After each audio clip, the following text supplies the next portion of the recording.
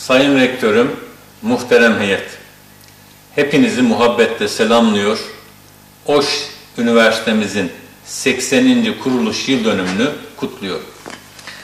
Sivas Cumhuriyet Üniversitesi, Türkiye'nin 9. üniversitesi olarak 1974'te kurulmuş olup 18 fakülte, 14 meslek yüksekokulu, 4 yüksekokul ve yaklaşık 60.000 öğrencisiyle eğitim öğretime devam eden 46 yıllık köklü bir üniversitedir. Üniversitemiz ile OŞ Üniversitesi arasındaki ilişki uzun bir geçmişe sahiptir.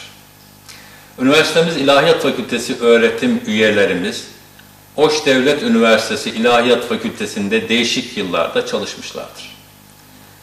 2016 yılından itibaren üniversitemiz ile OŞ Devlet Üniversitesi arasında Erasmus K107 ve Mevlana değişim projeleri kapsamında pek çok sayıda öğrenci, idari personel ve öğretim üyesi değişimi gerçekleşmiştir.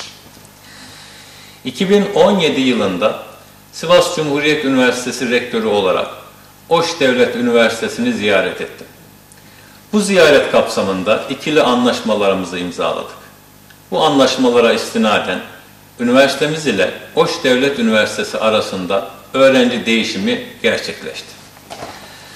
2020 yılının başında OŞ Devlet Üniversitesi'nin saygıdeğer rektörü ve beraberindeki heyet üniversitemizi ziyaret ettiler. Bu vesileyle her alanda işbirliği yapabileceğimizi görüştük. İnşallah Covid-19 pandeminin sona ermesiyle birlikte ilk ziyaretimizi de OŞ Devlet Üniversitesi'ne yapacağımızı şimdiden bildirir. Üniversitenizin 80. kuruluş yıl dönümünü bir kez daha kutlar, çalışmalarınızda başarılar dilerim. Selam ve muhabbetlerimle.